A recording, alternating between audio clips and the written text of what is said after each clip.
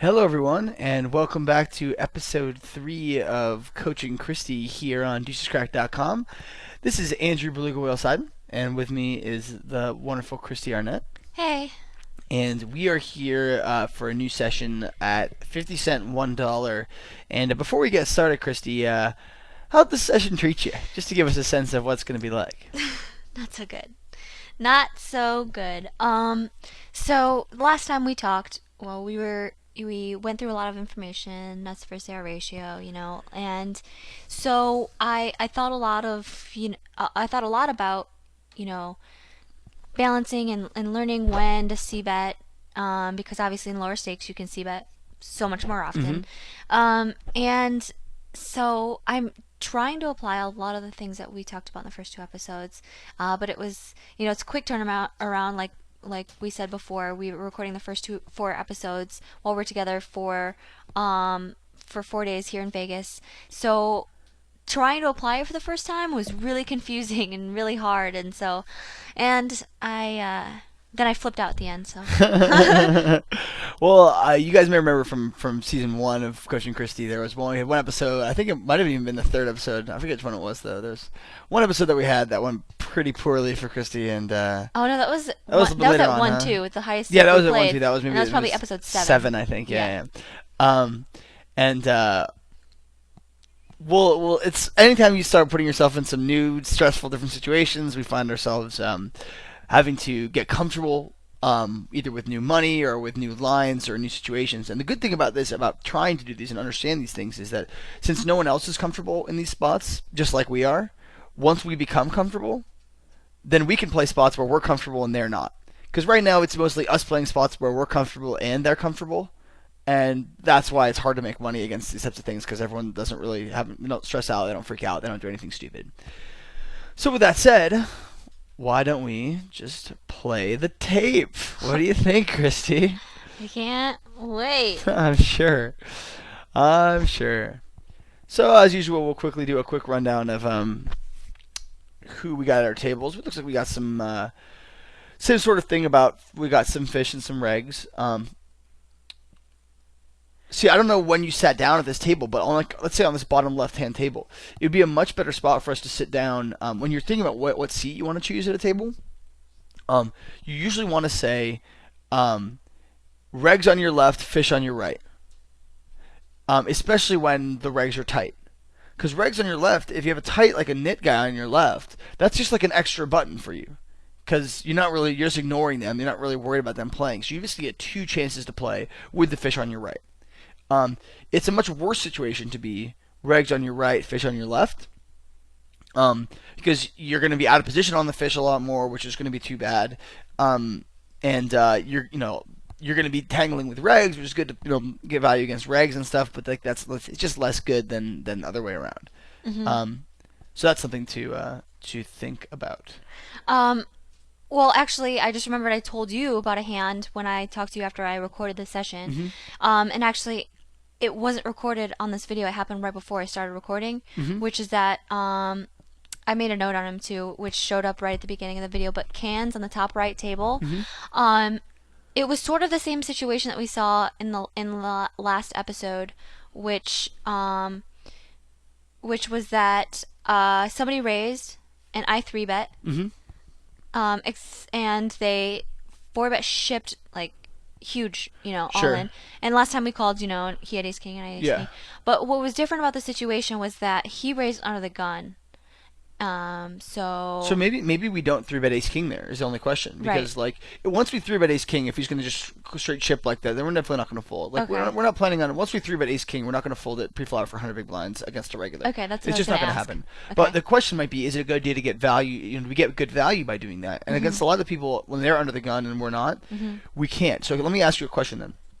If it's hard to get good value with a hand like ace king three betting under the gun, right? So that we might want to flat, in the big blind, let's say against the under the gun raiser. What should we do with? What should be our general plan against him with regards to three betting in that situation? Uh, I.e., if it's hard to get value, then it's a good idea to flat. True, but Bluff? there you go. Okay. I see what you're saying. I Because was confused of what you were if asking he's me gonna about. fold like Yeah. most things that are worse than Ace King, Yeah. then that's not very many things that are that Yeah. are better than Ace King or as good that he can play. Because you can even get him to fold a hand like Ace 10. Yeah, it definitely folds Ace 10 to a 3-bet in that spot Yeah. most of the time, right? Yeah. And if he's not, then we should 3-bet Ace King for sure. But most people are because they're like, oh, I'm under the gun and I'm getting 3-balled. Like, this is a huge monster hand. And so as a result, we, thinking about our nuts to air ratio, where right now when we 3-bet, we're super nuts heavy and no air, it's a good time to bluff in those spots. For sure. And a better time to flat and slow play our monsters and try to get value from monsters in different ways. I got involved in a thread in 2+2 where it was like, somebody said, you are aware that there's spots where it's a good idea to bluff and get value, like to have a balanced range, and then, that's a good idea. And I said, yes, I am aware that can happen. However, usually when it's a really good idea to bluff, you can try to play your value hands in a different way to get value. You know what I mean? Or usually, if it's a great spot to get value, you can try to play your bluffs in a different way. Like, if it's a great idea to get value by raising the flop, it's probably not a good idea to bluff by raising the flop. It might be a good idea to bluff by floating and then raising the turn or something like that. You know what I mean? Or if it's a great idea to bluff raising the flop, you should probably slow play your monsters. You know what I'm saying? Mm-hmm. Just a thought. Quick note. This is just I pause the tape briefly for this. There's a limper and we make it 4x from the small blind with aces. Mm-hmm. There's a limper and we have aces. Limper and we have aces. Bigger. Bigger. Yeah. Okay. Because that guy's he'll limp call 6 there. He'll limp call maybe even like 7 there. So like bigger. Okay.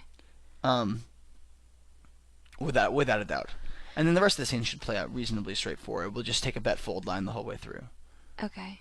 I definitely was wondering, because so when he raises here, Mhm. and he raises so big, and the thing is that I played a hand with him before,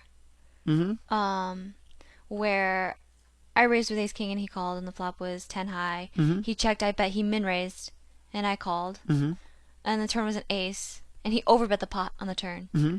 and I ended up doubling him up because I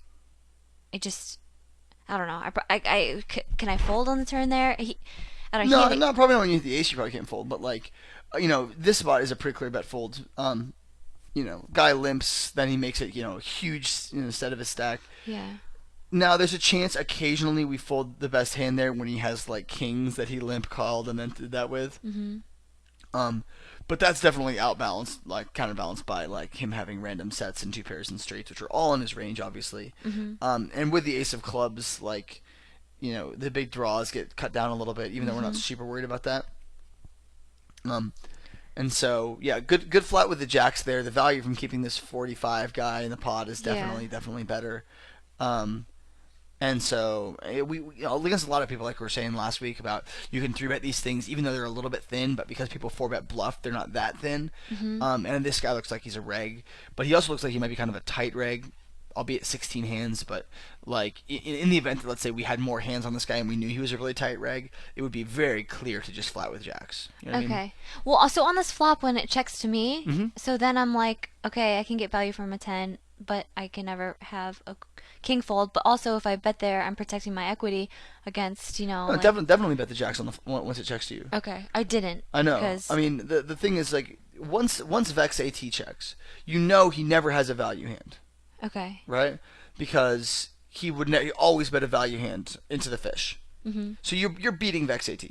This value raise on the turn is like kind of awesome, actually, and I'm kind of into it. Well, because But- I thought that he would totally bet a 10, and also we talked about like raising and with things that like are like marginally a call, but I thought that both well, it this was more is for this value. is not the application of that. Well, okay, gotcha. You raise against with something that when a player's thinly value betting you, like when a good player's thinly value betting you. Yeah. When you know your hand's not good, you basically have to choose between either turning into a bluff or calling. Yeah. You're not bluffing that guy ever. Yeah, no. You know what I mean? That's a value raise, and I like it because there's a lot of things you can call you with that are worse. There's a lot of tens. There's a lot of random draws. Like there's a whole bunch of things you can call you with that are worse.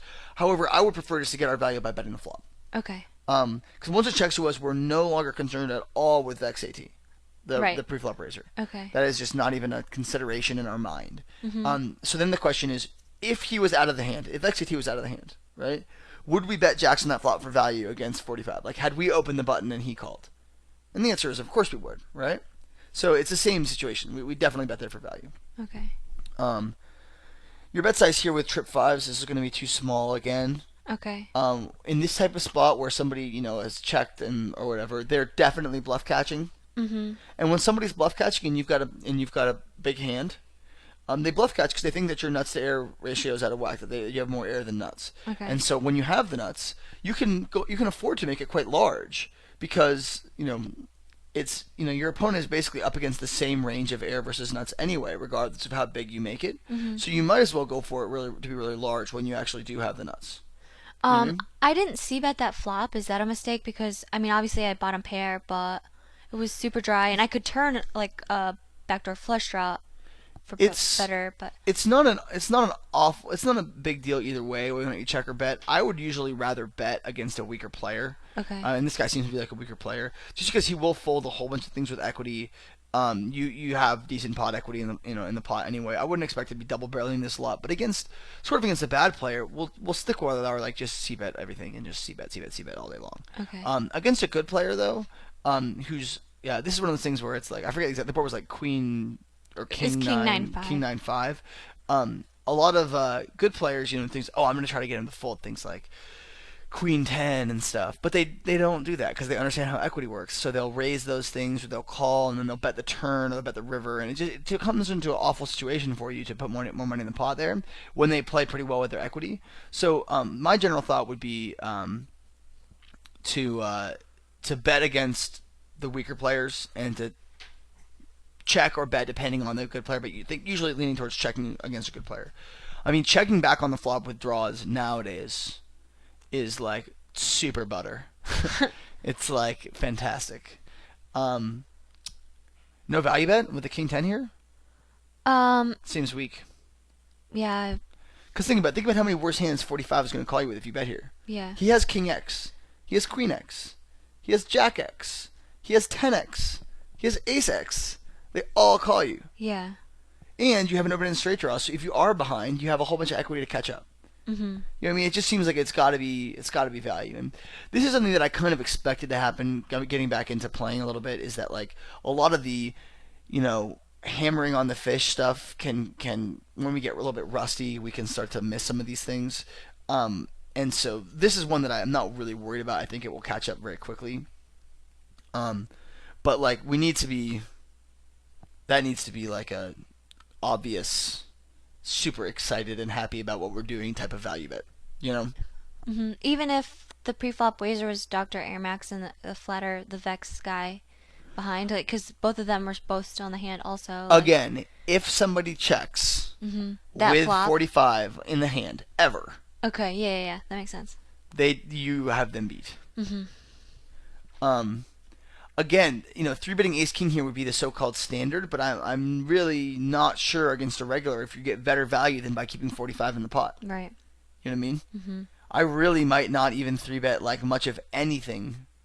In fact, you could make an argument here for not three betting anything for value in that spot. You could definitely three bet as a bluff, and I think I kind of like three betting as a bluff there. It's kind of sexy, just because it challenges Dr. Airmax to play back at you. But he won't. The thing is, he won't do it enough because he doesn't understand how valuable it is playing pots with 45. So like you can just keep him anytime you can't play a pot with 40 max. Try to keep anyone else from. Mm-hmm. You know what I mean? Mm-hmm. And so like this is how we'll just zero in on this guy. Nobody else will have a free pass to playing with him, but we'll get maximum value all the time when we're playing against him. The table died, but I got a couple more up pretty quickly. It's cool. I'm sure it's not a problem. There are a couple of people who I noticed won't play with me, which is weird because I looked up those people and it's not like I've beat them out of a ton of money or something, but like you can definitely tell that regs still try and stay away from like Yeah. anybody who's gonna Who has a full stack and a brain. Yeah. It is like kind of silly that's the way it is because like everybody has leaks, and if you're confident in your game, which like put it this way, if you were to play against somebody that was, let's say, a 1-2 regular, right, who in theory should be a little bit more skilled than you or whatever, you may be a dog, you probably are a dog starting out, right? Mm-hmm. But you're not so big of a dog, most likely, that it would cost you a whole bunch of theoretical money to play. Mhm. right? If you're a slight dog, you'll have a fair amount of variance, but you're essentially playing blackjack um, with this person. You know what I mean? You're a slight dog, but it's sort of fun, and it's like you're not guaranteed to lose or something like that. Whereas if you played against somebody who was like way good, there you maybe would be in a lot more trouble. Yeah. But my point that I was going to make though is that if you play against somebody who might be at slightly below or slightly above your level of skill, you can still pay attention to things that they might be screwing up. Mhm. And once you learn those things, then you might be able to say, actually, I might actually have an edge over this person in the following set of circumstances. Like Mhm. the heads up video I did earlier this year at against Fortet on Full Tilt. He called with a ton of crap for my 3 bets. Like he stacked me a couple times when he like ran down 2 pair with like 10-9 offsuit that he called my 3 bet with, or like he had 10-9 offsuit like twice that he ran down 2 pair with. But my point was like, okay, so I don't really know that much about whether or not he's a better player than I am or whatever, but I do know that I've got a big advantage in 3 bet pots just by 3 betting a depolarized range against him, right? He's gonna call with crap. I'm gonna be able to value bet him, and so in that sense, he may have edges of me in other places or whatever, right? Maybe he's better playing the turn, or maybe he's better, in pre-flop 4 betting things and stuff like that. But when it comes to that specific situation, I have an edge. And so what you try to do is you try to identify each of these little things where you have an edge against somebody. And even though they might be better than you in general, you might actually find certain areas that you are better, and then you try to highlight and expose those areas as much as possible. So against Fortet, I just kept on 3 betting it because I was like, this has to work out.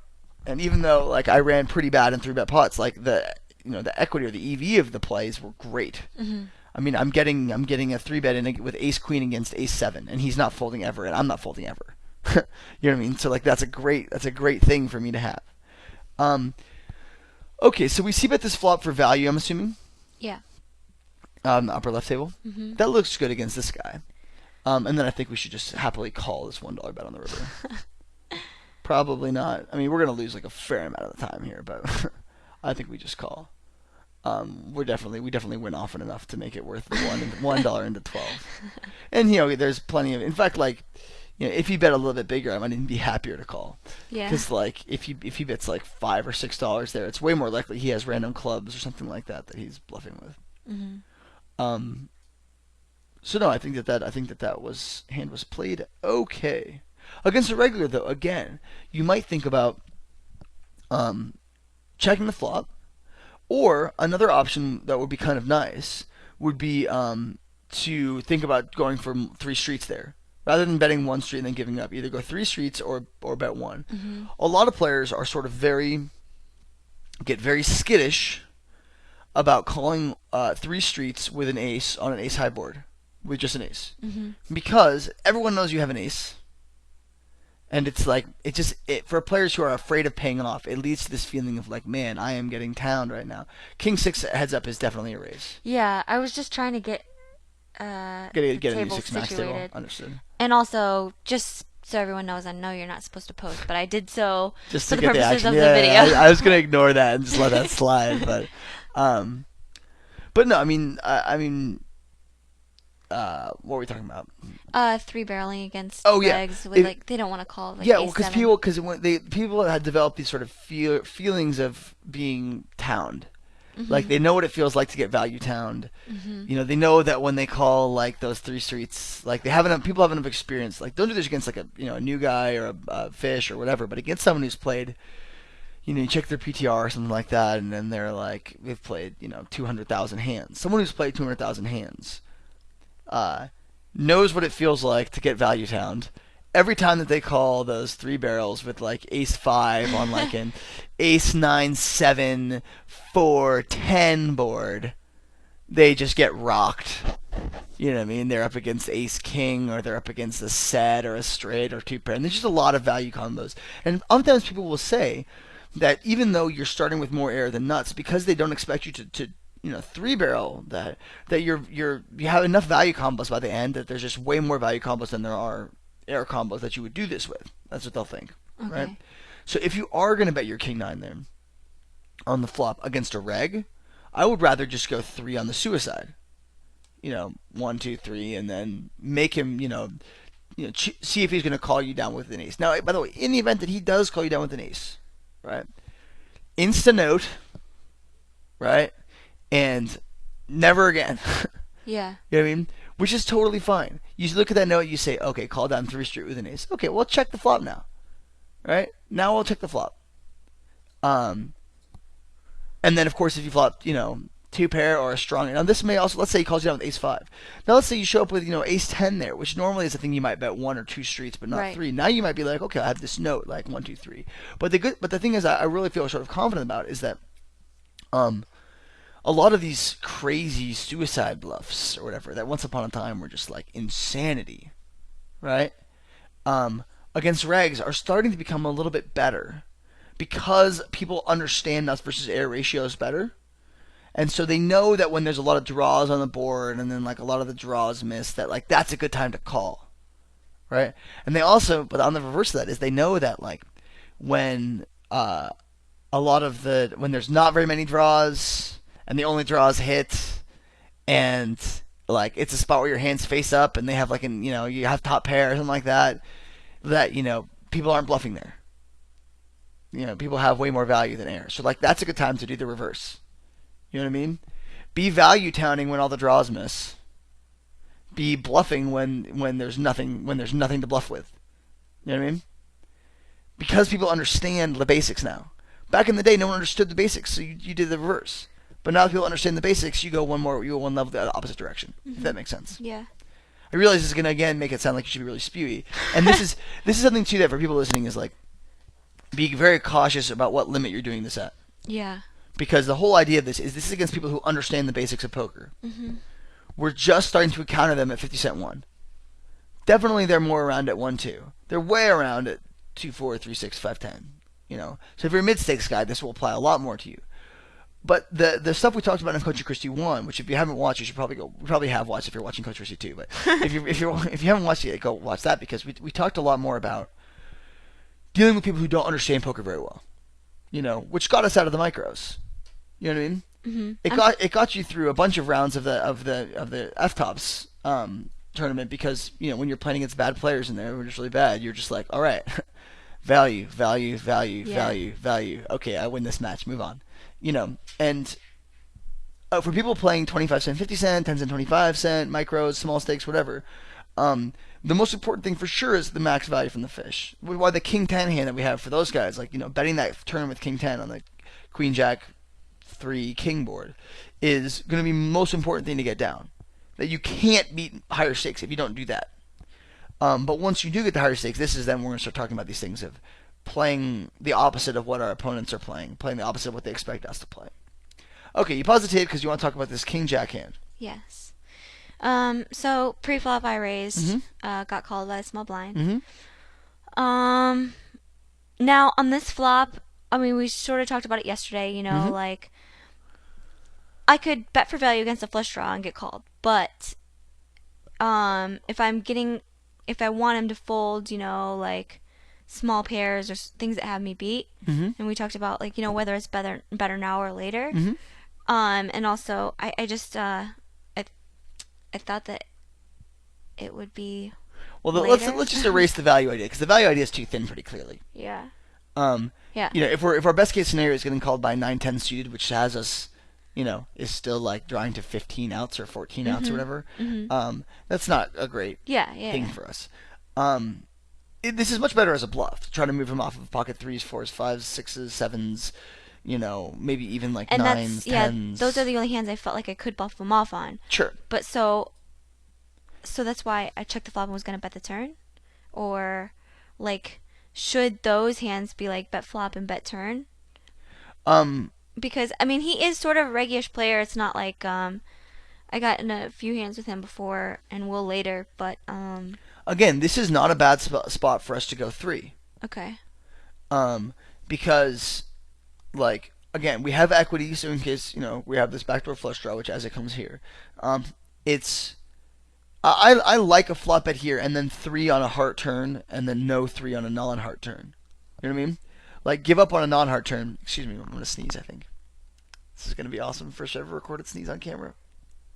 You should see my face right now. Cucumber. And I'm fat and I'm fine. I'm not gonna sneeze. She yelled cucumber and I'm okay. Um, that's really funny. Um, but no, Okay. because the reason why I'm saying this is because it's gonna take one bet to get these like small pairs or whatever to fold. So no matter what we're in, we're committed for one bet, right? So we can make that bet on the flop or we can make the bet on the turn, sure. But the benefit of being able to, if we think we can get him to move off an ace, again, this is one of those things where, like, I think that if we bet three streets here, people will oftentimes fold their, ace jack or whatever. They'll fold down to very, very, very narrow range of things, especially if they're raising two pairs and sets on the flop. It's very, very, very, very hard for him to have anything stronger than a hand like ace jack here. That can call. You know what I'm saying? Yeah. So the question is, does he check call down with ace jack here? Um, My assumption would be that most sort of average reggy players will check call flop, check call turn maybe probably, and check fold river probably, right? Because we have as the pre-flop range we have so many value combos here. Now again, you do this a few times and you get called, you have to make a note of it, Yeah. and this is going to cause you to occasionally bluff off a stack, but more than occasionally, but it is a better play than betting one and giving up on the turn here, I think. Okay. You know what I'm saying? Especially when a lot of times people will assume they're beat on the turn, but they'll have a lot of one heart hands. Like say he's got ace 10 here with the 10 of hearts, right? So he check calls the flop because he's got the best hand. The turn card comes a heart and he checks and we fire out big and he's like, okay, well, I could still have the best hand, so I'll like check call, and if I have a heart, then I'll probably have the best hand. And like oftentimes also then she'll check back on the river because she'll be afraid of she won't bluff me on the river, she'll be afraid, right? So, he'll check. The river card comes like an offsuit 6. He checks and we fire out again. He's like, okay, well I didn't hit my flush and I was probably beat on the turn, so now I just fold. You know what I mean? It's sort of the classic idea of three barreling, which I think we talked about before, was like when somebody has like a little bit of equity on the turn and also like a weak mate hand, right? You fire on the turn and you fire on the river when their weak draw misses or whatever, and they're like, okay, well I can't call my and this is sort of potentially one of those times. I realize I'm teaching you right now to be ultra spewy. No, but well, I was wondering if you could sort of explain more, or again, probably because you talked about it last week also, but like the difference between this situation and the situation before where a delayed c-bet was better. Sure. It has to do with a few things. Okay. It has to do with your equity in the pot, what things you're bluffing him off of, basically. So like the delayed c-bet would be a better idea in the event that we could not get him to fold any better hands ever, which is going to be partially because of board texture and our equity. So like in this spot, this is like a pretty good situation in the bottom left table where we could actually think about getting him to fold some things, right? But let's make this board ace 8 deuce rainbow, right? Well, now we're not getting him to fold like that nearly as much because we just have fewer value combos in our range, right? And like on the turn, for example, like if this turns a 5, whatever, turns a 5, putting a flush draw out, then it's like we have even fewer value combos. It's like now we have like more bluffs and stuff like that in our range. So the board texture is like a huge element of this. If this is ace 8 deuce rainbow, then like checking back and betting the turn is a much better idea. Especially, by the way, because when we check back on an ace 8 deuce board, our range is significantly weaker than when we check back on an ace 8 deuce rainbow board. I said that backwards, didn't I? When we check back on an ace 8 deuce rainbow board, our range is much stronger. Okay. Because if we had something like, say, pocket kings on this ace 8 deuce flush draw board, we would bet it. Probably. Right? But on an ace 8 deuce rainbow board, we might not bet it. You see what I'm saying? Sort of. So what? Should we be doing that though? Probably. Okay. I mean, if we have kings on this ace 8 deuce board, I think we get better value by betting on this. On this flush draw board on the bottom left. We get decent value by betting there because not only can they call us with an 8 or pocket 10s or whatever, but they can also call us with a fair amount of flush draws there that if we have an overpair to them, we're doing very well against. Okay. See what I'm saying? But if the board's ace 8 deuce rainbow and we have kings, it's a little tougher for us to get called by anything. We can't get called by anything other than, say, like an 8 or like pocket 10. So like we eliminate like a fair amount of our value on the bet. So we check there a fair amount more, which is actually pretty good. And because we check there and it's pretty good, people will oftentimes give up with anything but an ace or better once we check, right? Um, which, you know, might be an argument against checking back with kings there, but it's still probably better to do it. Um, but because people would give up a lot, then the delayed c bet works a little bit better. With kings, though, a decent argument might be able to do to check back on the turn, check back on the check back on the flop, check back on the turn, and go for one straight on the river might be a better play. Um, Again, if bluffing the turn is a good spot there, then maybe we have to play our value hands differently. Okay. Sort of what we talked about at the beginning. Does all that make sense? Yeah. We with that so far? Yeah. Wetter the board, the more we would want to be c-betting, the more we can represent value. Drier the board, the better delay c-bet is. Okay, yeah. All right? Yes. Here we go. So in going with the sort of plan that I had when he bet into me, Mm-hmm. I decided to raise. See, I would just fold. I would just fold once he Okay, bet on the fold. turn. Because when somebody bets out like this, like into a likely value range, they are not bluffing. He's not bluffing here. Like, he has a hand here, and like a lot of times this type of line is designed to, not very well thought out, but it's designed to induce action.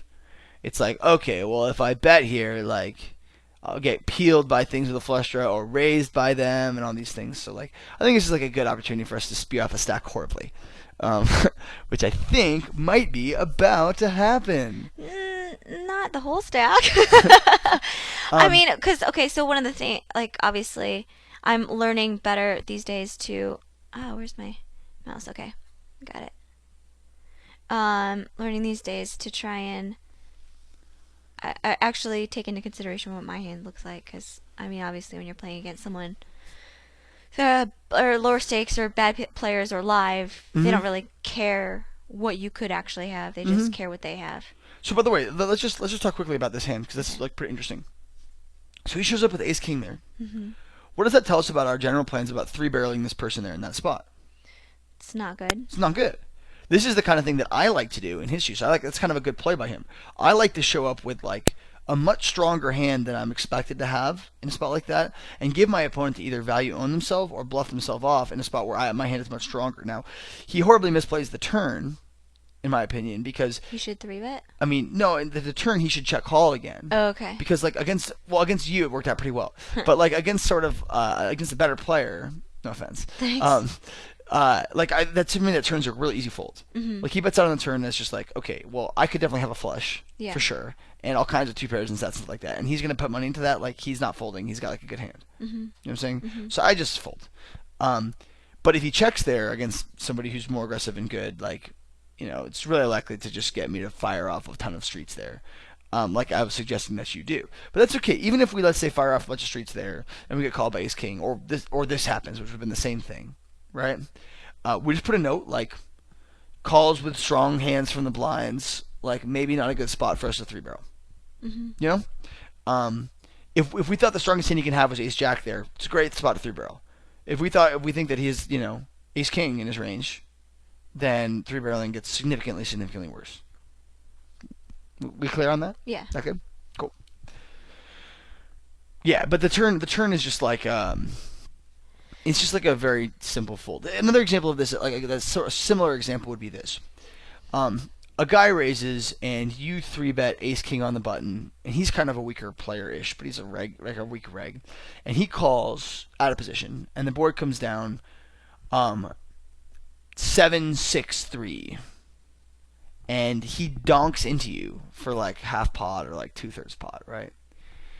He is never, ever, ever, ever folding. Ever. Right? Because you three right there, you can have aces, you can have kings, whatever. He's like, that's a possibility. And for him to put money in against that like likely range, he's never folding. So anytime you have aces there, min raise or something, right? Because you're going to get shipped over all the time. You're going to get called. The person is never, ever, ever folding in this type of spots. And that sort of spot is like really similar to me with that guy donking the turn there, where it's like you have a ton of value combos in your range, and he's just going to bet out like that. Like, that's not good. Now, his turn bet is actually like not bad against somebody who's passive. Because like somebody who's passive is like very likely to check back the turn even with an ace or something. Mhm. But even against a passive person, you should just check raise the flop. You know what I mean? Yeah. Against a passive person, you just start going for value now when it's much easier. He can get against a passive guy with ace 10, he can get stacks if he check raises the flop. He can't get stacks if he check call donks the turn. You know what I'm saying? Mhm. So like I don't really like his line there against just about anyone. Although it worked out pretty well for him this time. Yeah. I mean, but here's a question though: if he checks there, what do you do on the turn? I was gonna bet that was You can bet again on the turn, the right? plan. Well, I didn't And bet then, well, so you would have bet on the turn if he checked. Yeah. And then if the river card came a blank, which it did, he checks again, and like again, this is I'm saying I think it's a good idea against most people there to fire the third. Or there's a lot of people there to fire the third barrel. Yeah. Well, I didn't bet the flop. Remember? Oh, you didn't bet the flop. Yeah. So when he led into me on the turn, that's when I raised. Oh wow, I totally misread the action of that. Because I was thinking that like. Oh, I thought you bet the flop. Mm-mm. I checked behind on that flop because I was thinking that it would be I a good see, place for I a delayed see. c-bet, and that's so like No, the raise is a disaster. yeah, no, I know, because like I'm like what am I trying to rep anyway, and like Yeah. What did what do you Yeah. have that didn't? no, you no, know- no, yeah, I definitely get that, but like I but I thought that once I raised the turn that I was still gonna barrel. You can raise the 9-10 off for value up there against the limper. Oh, okay, yeah. You can keep firing your ace queen for value. Why would you stop there? I don't remember why I did. I mean, it seems like a great spot for us to just continue to get value. And then we'll call on the river, obviously. But Oh like, well, no, he check raised me on the flop, and I called. oh, I see. So then he checked the turn. Oh, this is interesting, actually. I think we have to call because then you can have worth value hands. But once he checks the turn, you should bet Okay. for sure. And you can fold. You can fold to another raise. Okay. You know what I mean? Yeah. But like you can check. You should bet the turn for sure. Because his check raise there is like very scary, obviously, right? It's like this, like, oh my god, I either have like a really good hand or I've got a really bad hand type of thing. Yeah, because it was so dry. I was just. However, once he checks the turn, people never check the turn there with a nuts. It's like, not unless they're very, very good, and no one's that good here. Nobody ever checks a turn there with a good hand. They always just bet it. Mhm. And so, I think like pretty clearly once he checks, we have the best hand like always. And while it is hard for us to be outdrawn, and it was kind of a fluke that it happened there, we still can get value if somebody check raises with some random ace, which happens from time to time. If he's bad aggressive, which is like really big indicator that he is bad aggressive from that hand. I mean, he called with 6-4 off and check raised the flop. Yeah. You know what I mean? Yeah. Like, that's, I mean, the fact the guy's bad aggressive, it's just like, oh my god, value. You could even click back the flop against a bad aggressive guy. Once Yeah. I know that, yeah. I gather we didn't know that yet at this point. No. But no, like I now, just, now that we know, we know. Yeah. Now that we know, like well, this will never happen again. We fold the ace jack suited there to a 3-bet squeeze. Mhm. Why?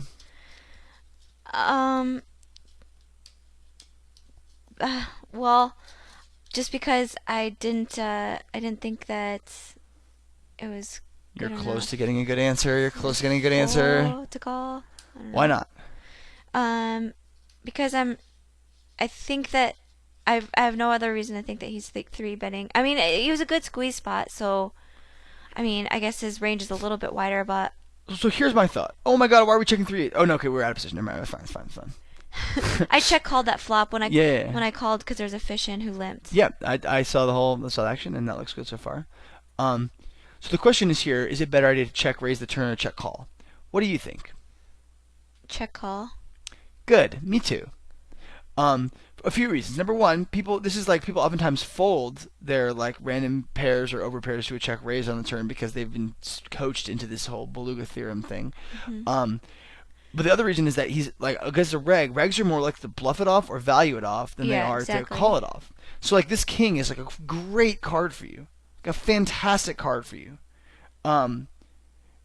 Like I might check shove this river. I probably would check shove this river, right?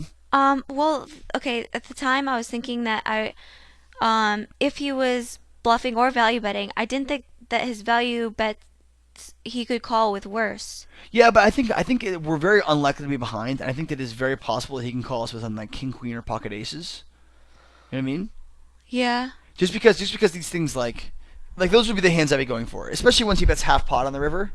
You know what I mean? It's Yeah. like he can definitely have king queen or pocket aces here. But let's Yeah. go one step further. If you think that there's the only thing that he can call you with is a hand that's like pocket seven's a boat or like basically a boat. If you think he can only call you with a boat there or a good eight, right? Look at his range, composite range there, and ask yourself: Are you check raise bluffing that river enough? You know what I mean? Yeah. If you think he folds pocket aces, ace king, king queen, ace queen, Yeah. he only has an eight or a seven, eight or pocket sevens, or like pocket queens, pocket kings. Those are very, very, very, very, very small relative to the amount of the rest of the stuff, right? So if you have queen 10 there, let's say, which just might end up in the same spot, where you check call the flop and then the turn card comes and you check call the turn and then the river card comes a king and you check and he bets. This is what we were saying before about turning hands into a bluff. If you don't think you can call there, but you think that he'll fold everything down to like just that, Mhm. then check shove because he'll fold he'll fold down to the nuts. Now, I'm actually going to probably disagree with you on this because I thought we should have check raised the trip eights there because I don't think that they do fold pocket aces or king queen. Okay. You know what I mean? Yeah. I think that they go, well, I've got two pair, Yeah. or if they have aces, they go, oh, the other guy's probably got king queen. Mhm. You know what I mean? Mhm. And so yeah. We have sevens against a reg here. Check the flop. Okay. This is what we were talking about before about this. Okay, we're betting here to collect dead money, right? Well, against what? All the so-called dead money there raises us, or plays well against us. Mhm. Um, there's not a lot of the whole idea of collecting dead money is getting someone to fold out their equity, of getting someone to give up a hand that had a decent chance of winning. But good players know that when their hand has a decent chance of winning, they shouldn't fold. So on a king 9-5 flush draw board, your opponent's going to play like pretty well against your range. Your equity with sevens is not great, and your opponent's going to have hands. Is going to expect you to have hands like that, and is going to play pretty well with his equity. Mhm. So I would just check and fold to a return bet on there. Okay. You know what I mean? Okay. Um, if he does check the turn though, then I can bet the turn. If he checks the turn, then collecting dead money becomes a lot better. Yeah. He folds a lot of stuff now that has a decent chance of winning once he checks the turn. So yeah, I think it's again a good delayed c bet spot, even though it's a wet board. Um, uh, just because our hand is like a fair amount weaker than in the dry board situations, Mhm. or in the other wet board situations rather. Like if we had pocket tens there instead of pocket sevens, then bet the flop. You know what I mean? Get value. Your value is just way better. You know what I'm saying? Yeah. But if you have pocket sevens there, you just don't win often enough. So I'm checking back to give up. I'm done with the hand. I'm folding. You know what I mean? Yeah. Um, I don't think I can get him to fold anything with equity. If he checks the turn, then I think okay, maybe I can get him to fold some things with equity. So then I'll bet. Right, but it's sort of a different mentality than the king jack on the ace eight deuce board, because I expect to have the best hand a lot with king high there. You know what I mean? The question was sort of like your thought of like can I get value against lower stuff was like kind of a good thought because like you have the best hand a lot with sevens.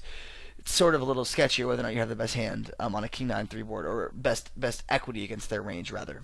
The better way of saying it. Okay. I don't think I explained that very well, but I think I get what you're saying. Oh, so here's where the video restarted and I recorded some more. okay. And I accidentally missed the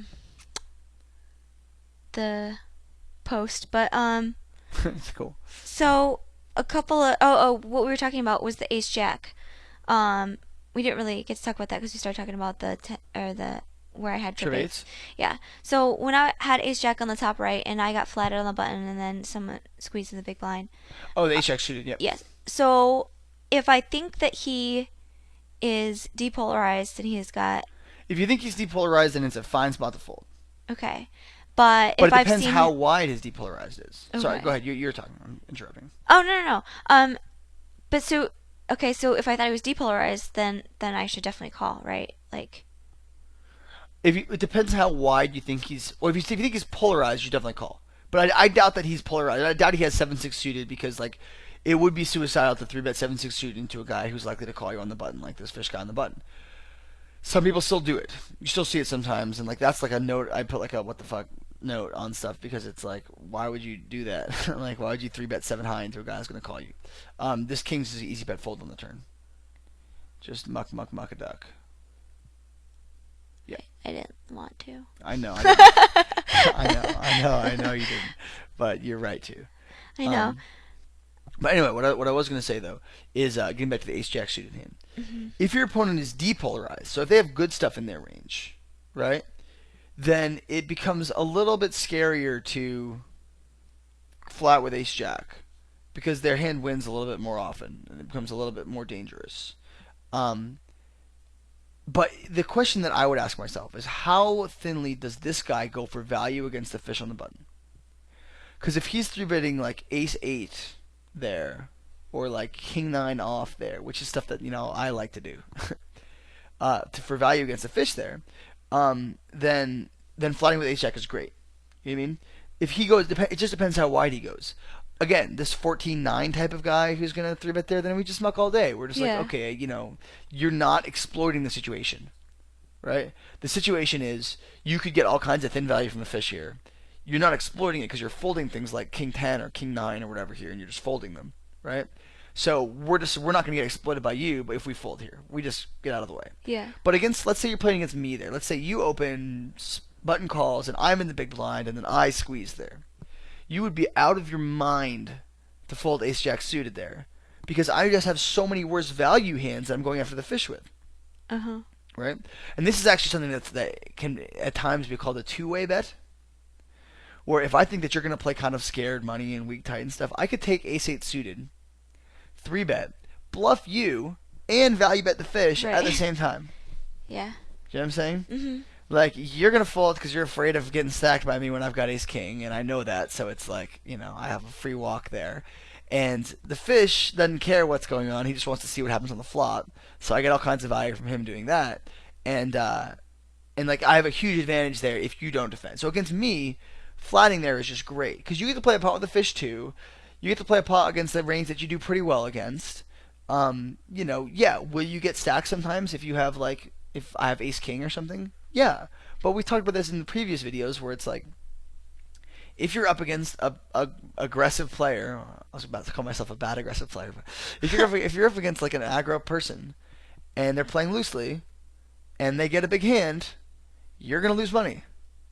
Like, that's the whole idea. Now the trade-off for the aggressive guy is they don't get good hands. They're playing 35% of hands. They don't get that many good hands, and so like, you have to realize that when the flop comes down, ace 7 5, that I've got a whole bunch of ace 8s and ace 9s and ace 10s and ace like 3s and draws and all this stuff, and I don't have very many ace kings and ace queens. So if you bet and you get in against ace queen and you lose, you're like, damn it, I screwed up. You didn't screw up. You know what I mean? It's no different than if you got kings in against aces pre-flop. Yeah. It's like this. Kings into aces against a regular dude is a cooler, right? Against a smart thinking, aggressive regular, jacks into aces, that's like a cooler. Against like a bad aggro, like shoving any two cards, like 6s into aces is a cooler. Yeah.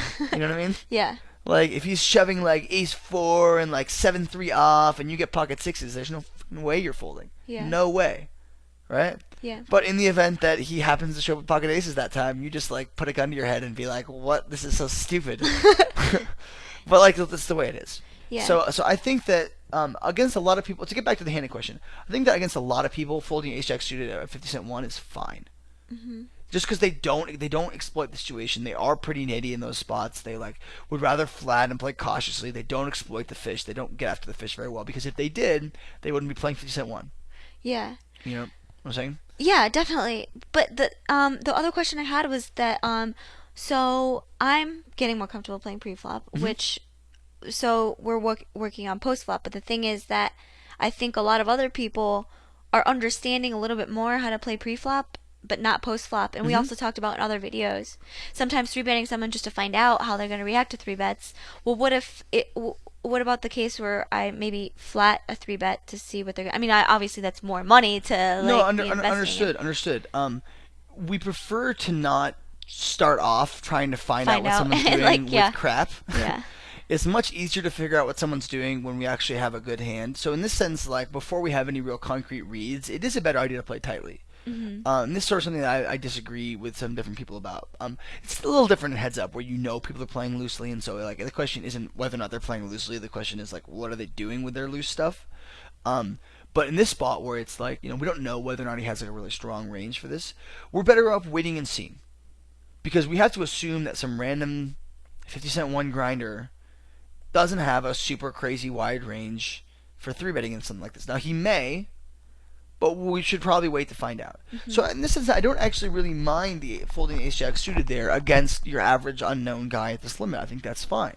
But I think that what we need to be sort of thinking or looking for is like, if we see this happen again, or if we see this spot with this guy or some other guy where they three bet and then the fish we fold and the fish calls and the board comes down, Jack 5-3 and reg bets, fish calls, turn out it's like a blank, bet call, just get it all in, whatever. And the reg's got like Queen Jack, right, which is not an uncommon situation. The reg has Queen Jack and the fish has called with pocket threes, and Yeah.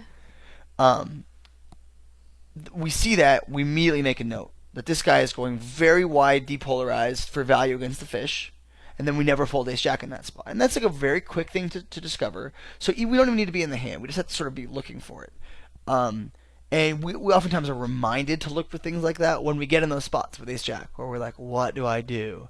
A good way to think is not once you get every time you're in a spot where you're like, what do I do? Like, I wish I knew better, right? Think about, well, what could I look for in the future against this opponent or against any other opponent that would make me understand what to do better? Well, the biggest one would be, what does this person show up with in these spots? If someone shows up with aces, no reason to make a note. Cool, this guy knows how to raise aces. Like, very interesting. But if someone shows up with just about anything else, anything other than the most premium of premium, it will tell you something. Does he show up with ace 5 suited? Does he show up with queen jack? Does he show up with 6-7 suited? Does he show up with Hmm. 10-4 suited? Does he show up with king 6 offsuit? Does he show up with king jack offsuit? Anything that you find out from that will give you a huge advantage in making the decision with ace jack, Okay. right? Yeah. You see the king jack off, you call with ace jack. You're good. We're set. It's over. Discussion's ended. Hmm. You see him show up with 7-6 suited, you call with like everything. You're like, hooray, this is great. You see him show up with, you never see him show up with anything other than aces, kings, queens, ace, king, ace, queen. You just keep folding. Yeah. And this is one thing where stats will help you out. When somebody is like 14-9 or 13-10 or 16-12 or whatever, and you get 3-bet there with ace jack, you just fold, because they're just simply not playing enough hands that it would even begin to make it worth it to you. Hmm. There's not a good chance. So like, we always just err on this. And even if they show up with king jack every once in a while, you're just like, well, don't care. You're annoying and lame. You Yeah. know? No, because the reason why I ask you so much about it is because I know that I am. I need to know situations in which I can flat three bets because I am definitely getting exploited. Well, you may be getting exploited, you may not. The question is not like when should you or when shouldn't you. The question is, what should I look for that will tell me that answer? And this is the disaster hand we're about to play. Yes. That we Bottom talked right hand about table. earlier. We've talked about this a little beforehand. This bad aggro-ish guy. I didn't realize you can see this bad aggro guy. This is a little bit more interesting. But bad aggro guy raises and we call in the big blind. He's in the small blind. He checks the flop. We check back with king high. The turn card is a king, and he checks and we bet for value because we have a flush redraw and we could potentially get called. Well, this is actually bad. The first thing to say here is we have a lot of equity in the pot. We're likely to win, but there's just not really anything worse you can call us with. Mm-hmm. Like what were you hoping to get called here by? I can think of like precisely one hand that we could maybe get called by. Yeah. I just. You're right. I definitely should have checked the turn, and I sort of convinced myself that he would call with any heart or maybe just like I don't know, check raise, be stupid like he did before, but I don't know. It's definitely the value of checking back is better. It's just one of those things where it's like um we can get like this sort of reminds me of like the classic scenario of Once Upon a Time, where if you had top pair plus the nut flush draw, everyone was like raise. And then it was like, well, later on people were like, well, just because you have a really good hand and you're super likely to win doesn't equate to like raise. Mm-hmm. And so it's what I feel like you look at this thing where you're like, man, I'm so likely to win here. He probably doesn't have an ace or a jack. I got a king. Like, rock on. I got flush draw. I can make a royal flush here maybe. Mm-hmm. And it's just like we're still excited about it, and so we bet here without a great reason. But I think that this river's about to get ugly. So we river a boat, but not a great boat, because if we raise for value here, we're pretty much going to get called by like a lot of other chops, a lot of king X's, which sort of makes sense to be in his range. Um, you know, or the dreaded, he took a weird line with pocket aces, ace king, or pocket jacks, and we get crushed. Those are very rare. However, there's not a whole lot of stuff counterbalancing those rare things. Mm-hmm. The only thing that counterbalances them are a bunch of chops. Mm-hmm. So what are we raising here for? If he calls with an ace, I'm throwing up in my mouth right now. it's cool. It's cool. It's so bad. Oh, It is my God, gross. it's Yeah, so bad. it's happening, but it's gross. It's so bad. So if I'm in this situation, I just go. I have two options here. Mm-hmm. I could think about raising, right? Mm-hmm. But if I raise, it has to be a raise fold, Yeah. which is super sick and gross. Mm-hmm. So that's like one of Maybe the I should options. just call then. Or you could just call. Yeah. Now, honestly, I think that in your shoes here, just on the off chance that he might have an ace, he makes it 9. I might make it like 20, right? Because I think that there's a chance, or maybe a min raise to 18. I think there's a chance that he calls with an ace if he has one. So in this sense, that's sort of like I see where your head's at here, being like, or like a flush or something. Like I see where your head's at here and being like, okay, we almost certainly have the best hand here with kings full. Like we could make a raise, but when somebody ships over the top here, all of a sudden now we're calling for a chop. Mm-hmm. And calling for a chop is, one thing in poker that people do way too often. Yeah. Because usually people think about these things in terms of like, okay, if he's bluffing or if he's bluffing, then I win. And so they make all these mental calculations, which are usually good, based off of winning the pot, like how often is your opponent bluffing, and then you win a profit, right? Mm-hmm. But you realize that when you're calling for a chop, you're calling to win half of that normal amount. So your opponent needs to be bluffing or have a worse hand like twice as much as they would normally for you to hero call on a spot normally. So that's twice as hero-y. It's double the hero. And here we're not that hero-y. Yeah. We shouldn't be that hero-y. Yeah. So we'll play it out and see what happens, but I already know, but it's going to be gross. Yeah, so I explained to you before that when I was playing this session, and like I had already gotten stacked twice before we even recorded. Hold on, before we get into this, we make it 39, just to clarify quickly, 39 is just ginormous. Yeah, I know. Anyway, keep going. And I was playing and I was getting frustrated and I stopped playing, but then Instant. and I was like, awesome. Yes, I hate life. Okay, so Instant.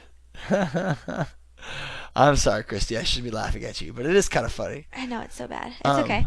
But like, so I tried to stop recording, and then I realized it wasn't enough for our video, and so I got back on the tables, and this happened, and like, I'm definitely not in the right mindset. I'm not thinking about anything. I'm just playing, and it's bad, and so a few things to do. Other than just quitting, which is like in this case you had to play because we had to record this video, but like other than just quitting, these are things you already know, like just like take a break. yeah, of course. This is actually one thing that I've heard a few times is like really, really like pretty awesome, is just schedule like 5-minute breaks at the end of each hour. You won't get kicked off your tables in 5 minutes, most likely, unless you're playing like turbo tables or whatever. But you can take a 5-minute break, go get a glass of water, have a brief conversation with someone or something like that. Um, just do something else. Read a newspaper or something. Take 5 minutes off, and then people come back and they say that just that little thing makes them totally refreshed mentally for like the next hour. That you sort of get heated when you play poker, and you're just like the more heated you get, the more the emotional element clogs up your mental pathways. Mm-hmm. Just 5 minutes to just clean everything out. Just be like, it's like this. This is sort of a heightened example, but everyone here has had some situation where they've had just like a really bad day, right? Not even just at poker, just like just a shitty day. Your girlfriend breaks up with you, and then your car has a flat tire, and then this things, and everyone's just says, just go to sleep. Just end it, because then you wake up the next day and you're like, it's a little better. Yeah. Like, it's a little better now. Like, that day was over. It sucked, but like, life is better. And just doing that basic idea again of just giving yourself like a moment to just let everything clear out, and then the way you then see the world after that is totally different. Mm-hmm. And so that's sort of what I would recommend if you feel yourself starting to play badly when you get heated. You don't have to quit. A lot of players are like, man, I hate quitting when I'm stuck. And I hate quitting when there's for me I hate quitting when there's a good player at the table. We saw this last night. I was playing a live game. There's huge fish at the table, and I hate quitting because I feel like someone else will get the money, and it's like, it's my money, like I want it. You don't have to quit. If you think it's a plus EV game and you think that you can play well and make money out of it, then you shouldn't quit if you don't want to. But what you could do is just take 5 minutes off, walk around, do some push-ups, do some insanity. Yeah. And then just come back and be like, okay, sit back down, sit in, continue. Yeah. And it really, it's very helpful, very helpful. Yeah. If anybody else who plays live and transition to online has tips for how to stay focused for longer periods of time, because like I'm working up to it for sure. It's just I definitely feel like it's an endurance that you build up. No, this is absolutely true. But you do this live though without even realizing it, because it's so normal live. Mm-hmm. You know what I mean? When you're playing live, you're playing and you're grinding, you're sitting this thing for hours, and then you're just like, oh, hold on a sec, and you like go and you talk to somebody who's there for a minute, and then you maybe go get like a quick bite to eat or something, and then you come back and your chips are all there, and you sit back down and again you keep playing, right? You do this naturally because like when you're I think your value bet's getting a little bigger on those streets over there. Okay. With the ace five, the check raise with the jack nine is good though against this short stack guy who you can get great value against here. Yeah. Well, it's funny on the Ace 5-5 board. I was like, I know exactly what you're saying about like nuts versus air on that flop and stuff. And I think that's why he called me with Jack 9. Jack or something. 9 on the flop. And he was gonna float, and then he turned a pair. Yeah. Is this guy a reg? This guy looks like he's reg. Auto rebot to 100. Yeah. Yeah. It's like it's the basic idea being well, that was blind. Was that blind versus blind too? I don't think so. You had ace 5 and you had jack 9 off. I feel like it might have been. I don't remember. But regardless, like when you see bet a 5-5-4 board, you rep a ton of air. Now a lot of people don't play back on those spots because they're afraid that they also rep a ton of air. You know what I mean? And it's if like, they raised on the flop or something? Yeah, exactly. Yeah. Because it's like, if they raise, what are they repping? Because they wouldn't have anything to raise there with. So it's like they're afraid that they're going to get called by ace high, which they probably will. So it's like they just fold or they float. Floating is worse than raising there, though, in my opinion. Because floating is just so easy to get barreled. It's so easy to get value owned. It's just like it's a bad idea to float there. So we go for the 4-bet with ace queen here. We better have a good reason. Well, I thought that once that's a good reason. I didn't expect that, but once I saw that he just did that to the other hand, I was like, okay, he's probably like a reggy-ish player. So if I 4-bet, like I feel like, oh wait, then maybe I should. Well, I was like, I'm 4-bet calling. Obviously, no, clearly, I'm expecting that, but you have to have a good reason for him to do that. You think maybe he's like a little tilted and will show something worse in or something? Yeah. Okay, so the other question is here. This is gonna get iffy right here. We'll pause the tape. Why are we about to bet 30? I didn't. Oh, you didn't? Okay, good. Well, that answers that question. Well, because it took me a minute to think about it, and I was like, wait, I can't get him to fold. Can't get him to fold anything better. Anything, but I can definitely get him to like. You spike Ultra Gin there on the turn, by True. True. the way. No, this is one of those things too, where it's like, first of all, we'll find out if this Mithasami guy has been watching my videos or not, because we'll see what kind of range he has for this turn bet or for this pre-flop action. Because if it was me, my range would be pretty strong, for this kind of pre-flop action, right? Mhm. But for him to show up with something that he's gonna bet fold on that board on the turn is like somewhat surprising and probably quite bad. Mhm. There are very few things there that I'm bet folding on that turn. Right. I mean, Like. because if I have Ace King there, which is the only other thing that I have that's not like really value-y there, most likely, I'm checking Ace King there on the turn, because the Queen is the not bad card for me. Yeah. Um, Yeah. and so I'm checking on the turn, and I may check call on the turn, but like I'm not gonna bet fold ever. Like that seems just like a really really bad idea. Yeah. Um, so Should I? You're saying I shouldn't have four bet the ace queen? without a read to four bet and get called off is probably bad. Mhm. But now that we know that this guy, like, we called the previous hand with Jack 9, floated the flop, and then like paid off when we just bet 3 streets, Mhm. and then now we have Ace Queen. Like, I think that we can actually expect to get called sometimes. Mhm. He doesn't seem like he has a good full button. Like his full button seems kind of broke, Yeah. and so like as a result, I think that your raise is pretty good, given the hand that happened right before it. Yeah. So I'm cool with it. I'm cool with it. I like it actually. I think if we raises, we're gonna get in, but it's gonna kind of suck. But like I think after watching the hand before with a Jack 9 against the Ace 5, he's likely to call, and he's likely to call with worse bad things. With Queen 10 suited and stuff like that. Unfortunately, not Queen 10 suited this time, but like he might have had something like Ace 10 there. Yeah. And everyone who's like uh concerned about, but is it too thin to get value pre-flop or whatever? We can see how much very clean variance-free money or like relatively variance-free money you get when you're in a big pot with a dominating hand. You know what I mean? You get a lot of very, very, very clean money doing that. And he bet folds. He ends up betting off like what, half his stack, like 50 big blinds, something like that. Like that's a very, very good thing for us. So I think you played the hand well, given the previous hand before it. Yeah. If you're playing against me with no history, Yeah. flat. Right. You know what I mean? Mhm.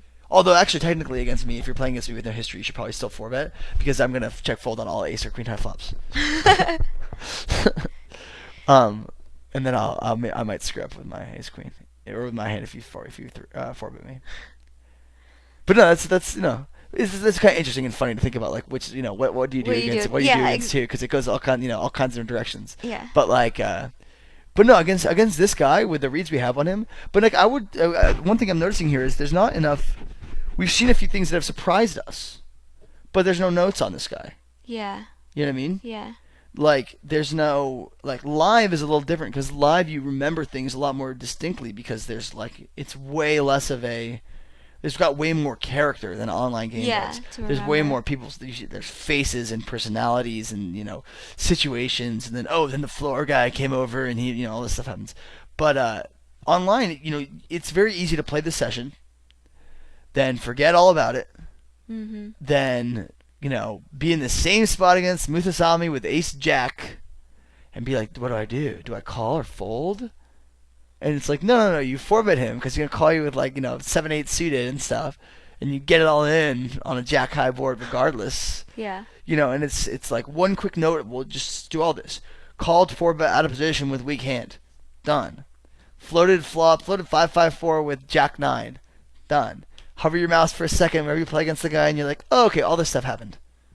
You know what I mean? Mhm. You don't, the problem people take notes on, they take notes on things that are expected. Right. Oh, guy playing 6 tables is aggressive.